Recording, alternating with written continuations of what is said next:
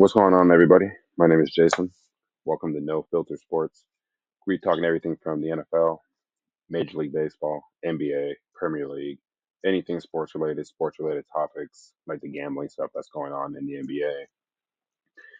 NBA, current events that are currently going on, and just any kind of gaming topics I believe that I feel are important enough to talk about. So if you like this kind of content and you like what you're hearing and you like what you're seeing, please give me a like and a sub, share with your friends, get the conversation going down in the comments. I want to check temperatures with people. I want to see what your guys' thoughts are on the stuff that I'm talking about. The quality of video and the quality of the content will get better over time. I'm just starting it. So please be patient. Please ride with me, and we'll see where this shit actually takes me. So, first topic I want to talk about here is the Shedeur Sanders, him starting his first NFL game, the issues with him coming in against the Ravens at the time that he did, and we will get started on that right now. So to head into his first NFL game, I mean, obviously there will be nerves. First NFL start, rather. Obviously, there will be nerves. There will be a bit of skepticism about how well he's going to do. If I can do a prediction of what I think he's going to do, I mean, they're playing the Las Vegas Raiders. If anybody paid attention to that game on Monday night, you saw how bad the Oakland Raiders are and how much of a disgrace they are to the city of Las Vegas and really just a disgrace to the NFL as a whole. Not only is it bad for them a few years ago to move from Oakland to Vegas, it's bad enough when you have a bunch of disgusting Cowboys fans taking up half of your stadium. And you can clearly hear the amount of disgruntlement in the stands when you're running the ball four times in the first half and you draft a running back that played exceptional at Boise State, but is finding it incredibly difficult in the NFL. And it's not because he's not a good talent, it's because the Raiders just don't know how to run block. And you would think with a Pete Carroll ran team, a guy that prides himself on running the football and having a stout defense,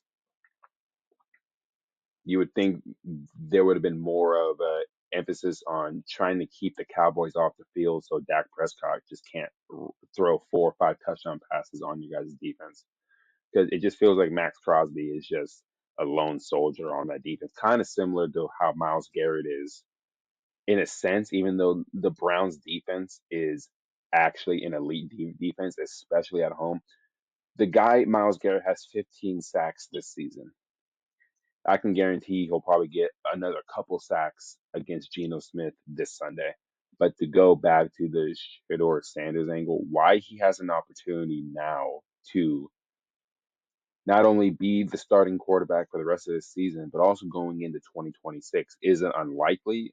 Mm, I've seen people say that it is. I've seen people say that it isn't. My take on it is like he has an opportunity here because not that I pay attention to college football like that, but it's more or less like there hasn't really been a standout quarterback this season in college football for me that every time I turn on the TV, there's a highlight of him out there, or there's a clip of him out there, or there's a social media reel of him doing something exceptional. I think Shedeur Sanders has an opportunity to get 2 to 3 wins for this Cleveland Browns team, get them out of that top 3 or 4 pick to where they don't need to draft a quarterback and it proved to the organization that they made the right decision by drafting him. But the problem with the Cleveland Browns over the past 25, 26, 27 years is you can't go through 42 different quarterbacks and expect consistency. And that also goes with the head coach. When the head coach is a two-time NFL head coach of the year, you need to give that man some type of consistency. You just can't be running through quarterbacks like how these women out here are getting ran through right now. And it really bothers me that he didn't get any first team reps at practice or he hasn't gotten any of that. And it's like, how is that possible? Because Dylan Gabriel is not a tall quarterback. He's miniature. He can't really see his off. I'm not saying he's the same quarterback, but Drew Brees was always a little bit shorter than what his offensive line was. But Drew Brees is an exceptional quarterback. He's an exceptional risk taker. He's one of my favorite quarterbacks of all time. But what separates Drew Brees from the rest of these quarterbacks is that he knew how to change the play up, given that he wasn't really able to see over the top of his offensive line, and he was still able to be one of the most accurate passers in NFL history. And at one point was the all-time leading touchdown passer until Tom Brady snatched that from him. Shedeur Sanders is not a bad quarterback. I'm not expecting much from him from a quarter and a half against a blitz-heavy defense like the Baltimore Ravens, who just got Lamar Jackson back not too long ago. And Lamar Jackson arguably played one of his worst games of his career, at least for the first 3.5 quarters. He threw 3 picks, got sacked 4 times, turned the ball over. The Ravens really weren't doing anything outside of Derrick Henry. Once we start talking about what he does after this weekend, I think the conversation really does need to be how much time do we give Shador? How much time are we willing to give him? Because we gave Dylan Gabriel 6 games. Unfortunately, he got knocked out with a concussion. I believe he's better than him. I believe when he was throwing that football against that Baltimore Ravens defense, it looked like the receivers and the tight ends were actually willing to get open downfield more. And it allowed certain players to actually complete their routes. Now, he missed throws. That's going to happen in your NFL debut. He turned the ball over. That's always going to happen as a rookie. We're not going to sit here and crush a guy for throwing a pick in his first NFL game. We shouldn't be doing that. What we should be doing is looking at the positive plays that he was able to make. One in particular, over the middle, to Harold Fannin Jr., who I believe long term is going to be his guy in order to get those first downs, be his leading pass catch, be the leading guy to catch the touchdown passes from him. And you watch the play over, the pocket is collapsing. He steps up into the pocket and is able to fire a seed over the middle by drawing in both linebackers into where Njoku was and just zipping that ball over the middle. Beautiful pass, had personality, had some type of mustard on it, something that Dylan Gabriel wasn't doing. Because Dylan Gabriel, longest completion was 26 yards. That one pass was 25 yards. In less than a half of football, he was almost able to break that. Got 937 yards, 7 touchdowns, and 2 interceptions, sacked 18 times for Dylan Gabriel. You're averaging about 94 yards passing a game, and you're not even averaging a touchdown a game. The interceptions are good because you're not taking chances downfield. You're not taking risks. And you're not allowing your receivers to actually complete the routes before you make a decision to throw the football. It's always a 3 yard check down, 4 yard pass out to the flat. It doesn't really matter. He's not going to throw the ball downfield. Shedeur Sanders showed a willingness to actually get the ball downfield and give the receivers a chance, particularly the one that could have tied the game, where he threw the ball to him. The receiver had it, but the corner makes a good play by actually putting his hand in there, which what a lot of corners don't do is they try to read the player rather than read the ball. As a corner, you want to be able to get your hand in there, not necessarily put your hand on the body of the player, but get your hand in the way where if the receiver does catch the ball, use your arm, use your hand to swat it out of his hand, and that's what happened. Now, should the receiver have been stronger on that and tried to bring it down better? Yes, because could you imagine had he actually had made that touchdown pass? It would have been tied 23-23 with about, I believe, like a minute and something left. Now, that's not the best thing to do with a Lamar Jackson on the other sideline, but we're not looking at the totality of the game. We're looking at that moment. In that moment, if that receiver catches that ball, we're looking at a different game, and we're probably looking at a different outcome because the momentum is for sure on the side of the Cleveland Browns. The fans are crying for this man to get on the field. Got signs in the stands saying, "Where's 12? Where's 12? 12." The fans are tired of Dylan Gabriel. They're tired of the no innovation and no imagination. When stuff breaks down, you're not able to make a play. Like once your head coach or the offensive coordinator gives you the play, if the play breaks down, you have to be able to have some type of imagination. And I believe Shedeur Sanders will have that kind of imagination, especially this weekend against a Raiders team that is just in the mud. The issue that the Browns have had for years is a development of a quarterback and staying consistent with developing of the quarterback. When you draft a rookie quarterback, generally they're in the higher round or in the higher picks in the first round. So those teams generally aren't the best. So you're gonna have like a few seasons where you're 2-15, 3-14 or whatever, right? And you look at Cam Ward and what he's doing down in Tennessee.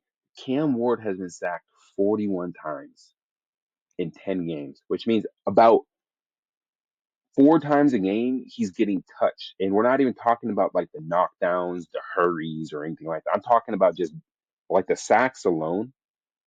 41 times is outrageous. I remember when Joe Burrow a few years ago was the most sacked quarterback in the league because his offensive line just could not protect for him.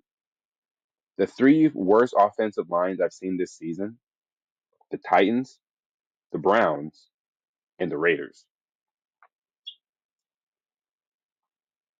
When you have an elite defense like the Cleveland Browns, when you have the leading sack getter in the NFL, multiple time defensive player of the year, and is in the same conversation as Lawrence Taylor, I think we need to have a conversation about what the fuck is the offense doing on the other side to keep this man off the field more so he can actually get his rest because he's a human being at the end of the day. He's a well conditioned world class athlete, but world class athletes also have an exhaustion point. And I just believe that if you can't get this defense more rest on the field because your quarterback play is subpar or just horrible at best, you're going to start seeing frustration from the defensive side of the football.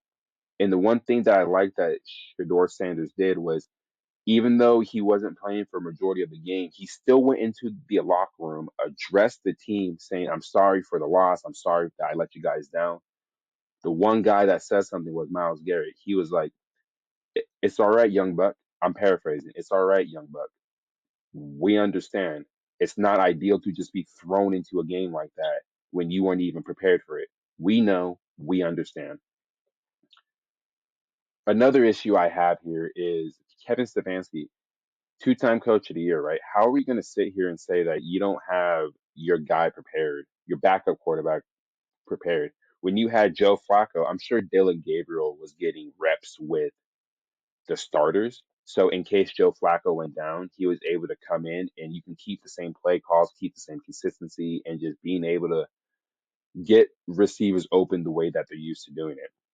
No, Dylan Gabriel is not going to be the long term answer for the Cleveland Browns. The long term answer for the Cleveland Browns, if they really want to do this, is Shedeur Sanders. Why?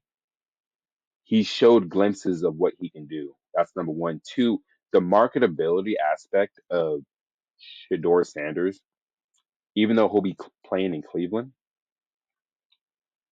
do you understand what that would do for your guys' brand? Yes, he's Deion Sanders' son. We all understand that. And I made a comparison to a friend of mine a few days ago about if he doesn't necessarily get it going, not really in his rookie year, but in his second season, they're just going to look at him as Deion Sanders' son.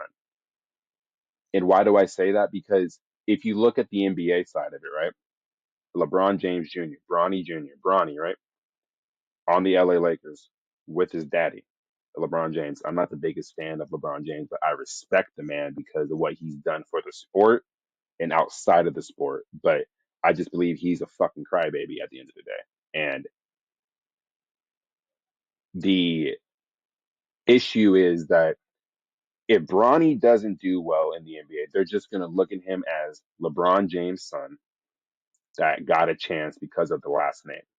And that's what like I don't like hearing those kind of conversations because obviously he did something to get to that point because not everybody makes it to the NBA, not everyone makes it to the NFL, not everyone makes it to Major League Baseball, not everyone makes it to the Premier League out in Europe, out in England. Like not everyone becomes a professional athlete. It's a 1% chance that you make it out there if you have the drive, if you have the talent, and you have the mental for it. I believe Shedeur Sanders does have the mental to be an NFL quarterback. Where I think the issue is going to be is the first mistake he makes is going to be overanalyzed, overlooked, and it's just going to be too much. And it's like, give the guy a chance to actually get used to the league, the speed of the NFL. Allow him to make mistakes and not necessarily crush him for it. Like Kobe Bryant airballed his first free throw attempt ever. Look where he is. Arguably a top five player of all time. We can't be so quick to judge somebody off of a quarter and a half of football when he wasn't even expected to get into the game. And the other issue that is going to arise next season, I believe, is the Browns still have a Deshaun Watson in there on their payroll. And what's going to happen then if he comes back into the fold and you have three quarterbacks that are vying for one spot? Who are the Browns really going to build their future around? A 40 million quarterback with a weird history and a weird background, or a rookie with a much higher ceiling than a lower floor? I would honestly, and it's like it's not going to be good for the books in Cleveland, but you have to find a way to cut ties with a Deshaun Watson. So that dead cap money, that money that is on those books, you can actually get players around a Shedeur Sanders, or if Dylan Gabriel is still the guy that they want to go for, get the right pieces around this team because their defense is fine. Their defense is elite. But the Niners go there in 2 weeks. And the last time that we went to Cleveland, we lost. Why? Because their defense just does not allow yardage and they don't allow points at home like that. Unless they turn the ball over or if they just continuously score field goals and the momentum is stymied. The Cleveland Browns have an opportunity they're not going to make the playoffs, but they have an opportunity to get out of that top four, top five pick range and actually develop a quarterback for 3, 4, 5 seasons because there's no consistency in Cleveland. There never has been. That's why there's been 42 different quarterbacks since the turn of the century. There's no consistency. And when your head coach doesn't even have a consistent quarterback there, he can't build a system around that. So I just feel that he goes into this Raiders game playing with house money, knowing that all I got to do is just not play as bad as I played last week. A full week of practice, full week of reps, understanding the play calls, understanding the offensive line, understands the cadence. And the best thing about Shedeur Sanders in this aspect, man, is that he's going against a top five defense in the NFL. So he's going to be able to generally see what other defenses will be throwing at him with elite players on the other side. Like if I was a quarterback, right, in the NFL on the Browns, yeah, I would be kind of like, damn, bro, I have to go against Miles Garrett in practice every day. But I would use that as a learning opportunity to see how other defensive ends or how other tackles or other pass rushers are able to get into certain situations to get at him. So if he's able to move the pocket around, slide his protection over, he knows how to handle it because you're going against one of the elite pass rushers in NFL history. So you're able to pick his brain, understand why he's doing certain things. And defensive players are not just a defensive mindset type of player. They understand the offensive game. That's why they're able to be an elite defender because and I'll go into like the coaching aspect here. You can't learn offense until you learn defense, if you know what I mean. You can't run an offense until you're able to understand what the defense is doing. You can have a playbook and have an offensive play sheet, but none of those plays will work until you understand what the defense is putting out in front of you. And I think the fact that Shedeur Sanders is going against an elite defense this week at practice, he's going to be able to read certain situations, pick the brains of these defensive coordinators, the corners, Miles Garrett, whoever is on that defensive team, and just try to get, okay, so if this kind of coverage is here, how should I attack that? But those would be questions that you would think you would ask an offensive coordinator, but asking the defensive people about that, they would understand, okay, so if I'm attacking this area, right, there's obviously, and then I have my linebackers coming up. Obviously, there will be space in behind for me to throw a nice ball to Njoku, Tillman, Jerry Judy, whoever's making that crossing route over the middle, or if the corners are playing zone and you're sending your receivers out on like four verticals, have one receiver cut inside because a lot of the players are going back because there's two or three players just running straight up field, or there's one doing a, a post route, or one's doing a corner route. Like, I just think that he has a massive opportunity here to soak in everything that he can, play well against the Raiders, play somewhat decent against the 49ers, beat the Titans, and solidify himself as the starting quarterback for the Cleveland Browns, not just for the rest of this season, but probably going into next season as well. Because I just don't think Dylan Gabriel is like the guy for it. I think he's a below average game manager that is just afraid to take a risk, and it's just not going to be good. I'd rather see a Shedeur Sanders in there. Give him a chance. Let's see what he can do against the Raiders. Take it a game at a time. Take it a quarter at a time. We can't judge him off of one pass. Oh, he's a bust. He isn't going to do anything in the league. Give this guy a chance. He's played what 17 minutes of professional football in the regular season. Let's pump the brakes a little bit. Let's give this guy a chance. Let's see what he's got. Let's see what he can do. And if the rest of this season and all of next season he hasn't shown any kind of jump or growth, that's when you start saying, you know what, maybe we do need to go back into the draft and go draft another quarterback, or maybe go see if a veteran quarterback is willing to come out to Cleveland just to steer the ship. So again, I'm Jason. This is No Filter Sports. I appreciate you guys watching. I hope everything I said was informative, understood it, and I'll see you guys soon. Peace.